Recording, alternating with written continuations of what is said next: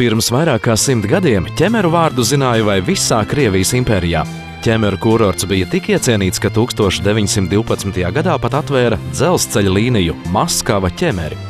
Vēlāk jau pirmās brīvvalsts laikā Ķemeros uzcēla viesnīcu.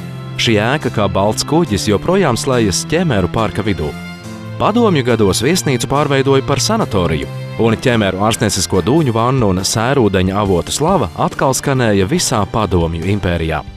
Šodien Ķemeru parkā var priecāties par skaistajām ainavām, tāpat kā vecos laikos no tiltiņiem vērot Vēršapītes plūdumu vai pakavēties slavenajā sēravota paviljonā Ķirzaciņa.